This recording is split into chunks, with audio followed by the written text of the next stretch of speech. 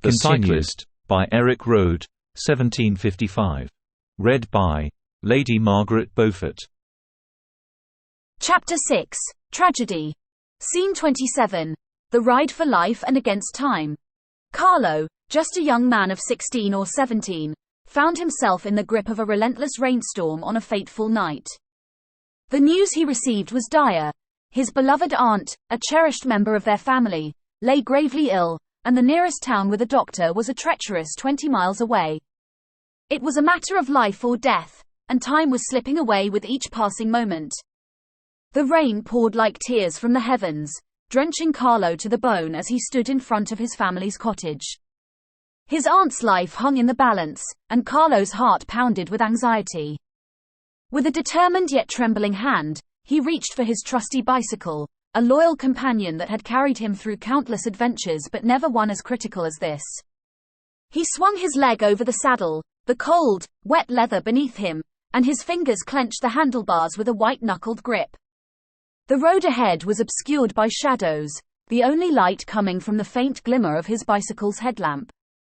Carlo knew he had to pedal through this tempest. Each stroke of the pedals was a battle against the elements. Rain stung his face, making it difficult to see. The wind howled, as if trying to push him back, but Carlo's resolve was unshakable. With every drop of rain that soaked him, he felt a drop of determination filling his veins. The journey was a relentless ordeal, his path illuminated solely by the feeble beam of his bicycle's lamp. The road was treacherous, filled with slippery mud and unseen obstacles. More than once, his tires skidded dangerously close to the edge, threatening to send him tumbling into the abyss. Through it all, Carlo pressed on. His breath came in ragged gasps, the effort of his ride taking a toll on his young body. But he thought of his aunt, her weakening condition, and her desperate need for medical attention. These thoughts spurred him forward, no matter how harsh the elements became. Finally, after what felt like an eternity, Carlo arrived in the small town where the doctor resided. He was drenched, shivering from the cold, and his muscles ached from the relentless pedaling. The doctor, alarmed by Carlo's urgency and soaked appearance, didn't waste a moment. Carlo's voice trembled as he spoke to the physician, his words choked with anxiety, and said, "Please, you must come with me. My aunt's life depends on it."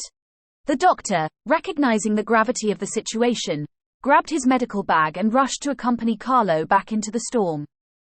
Carlo, with a quick burst of energy, lifted the bike and placed it in the car's trunk. The return journey was no less perilous, but now Carlo had a companion. The doctor's car sped swiftly towards the main road, its headlights cutting through the darkness and rain like a beacon of hope, as his aunt's fate hung in the balance.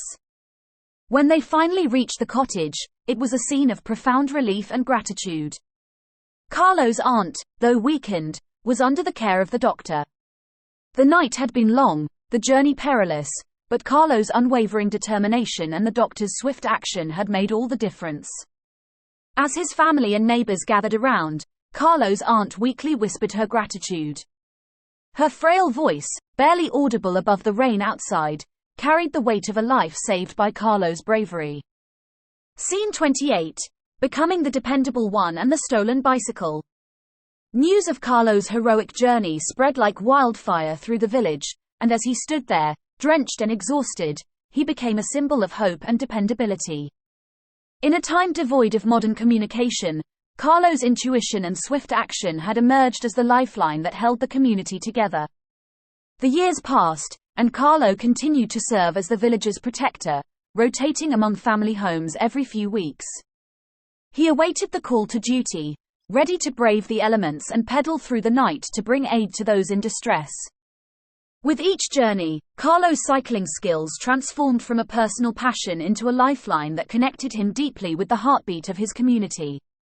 And his story, the tale of that fateful, life-saving ride, became a cherished legend in the village, an indication to the power of determination and love in the face of adversity.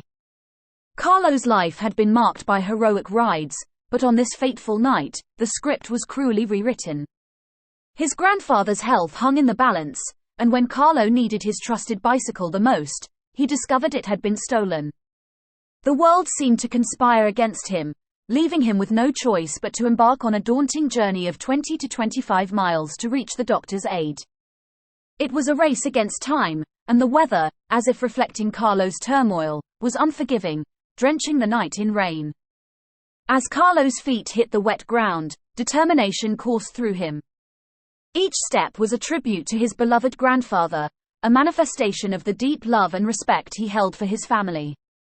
Rain battered his face, the cold seeped into his bones, but he pressed on. Every gasp for breath echoed his fear of losing his grandfather, his devotion to the man who had been a pillar of strength in his life, and his fierce desire to defy the odds. The night stretched on endlessly, each passing moment heavy with the knowledge that time was slipping away. Carlo's heart raced, his mind a chaotic whirlwind of emotions, fear that he wouldn't make it in time, devotion driving him forward, and the overwhelming desire to reach his grandfather's side before it was too late. His legs ached, his clothes clung to his body like a second skin, and the rain-soaked road seemed to go on forever. Carlo's willpower was his only companion in the darkness. Scene 29, a tragic farewell. But despite his Herculean efforts, when Carlo finally arrived home with the doctor, he was met with a scene that shattered his heart. His grandfather's life was slipping away, the room steeped in a heavy silence. The old man lay there, eyes closed, his breathing shallow.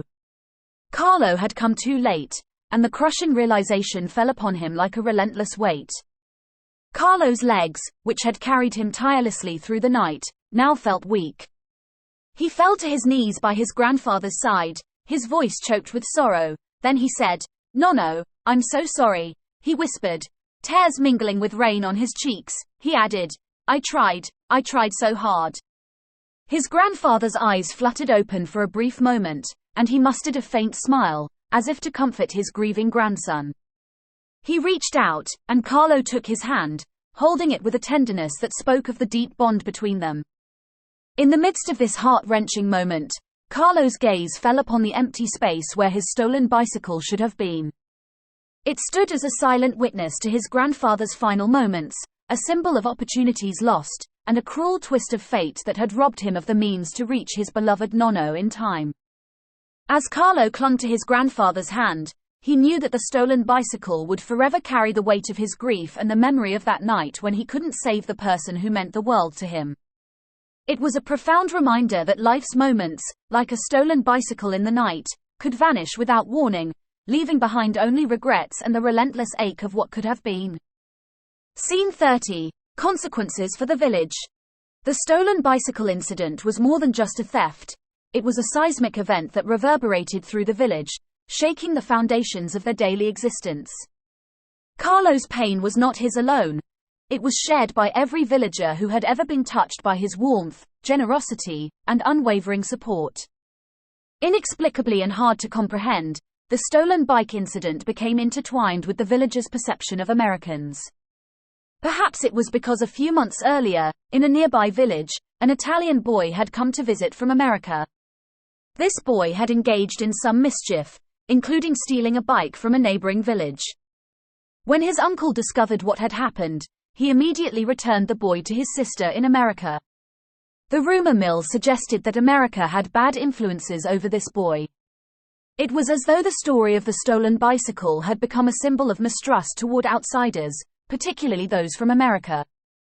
The incident had left scars on the collective consciousness of the villagers, scars that would take time to heal. One evening, as the village gathered around a bonfire, the wisest among them, Nonna Maria, took center stage. Her voice, a soothing balm, carried the weight of years of wisdom.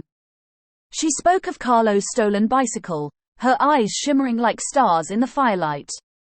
Carlo's pain, my dear friends, is a mirror of our shared humanity, she began, her words settling like a comforting embrace. She added, in our unity lies our strength, and in our shared joys and sorrows, we find our true purpose. Carlo's dedication to being the village's protector deepened. With no modern means of communication, the village relied on his instincts and bravery in times of crisis. He had become their beacon of hope, their guardian angel. On one such occasion, a young villager named Ponti rushed to him, her eyes filled with fear and desperation. "Carlo, my mother is sick," she implored. "Please, you must help us." Carlo nodded, his expression mirroring her concern. "Don't worry, Ponti. I'll fetch the doctor," he reassured her. As he turned to leave, a strange sensation washed over him, like a flicker of recognition.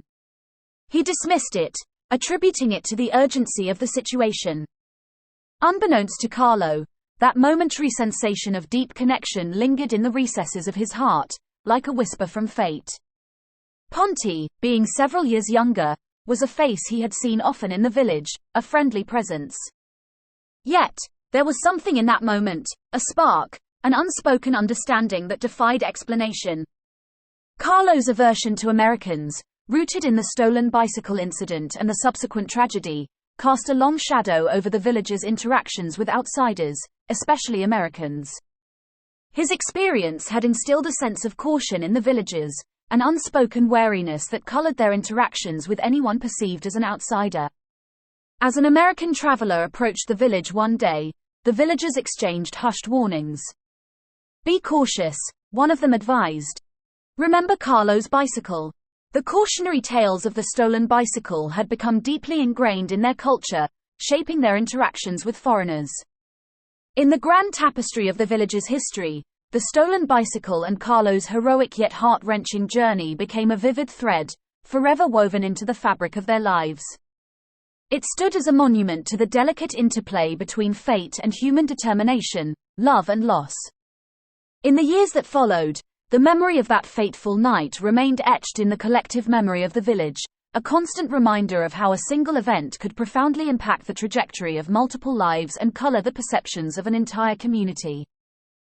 The Cyclist, by Erik Røde, 1755. Read by Lady Margaret Beaufort. The Cyclist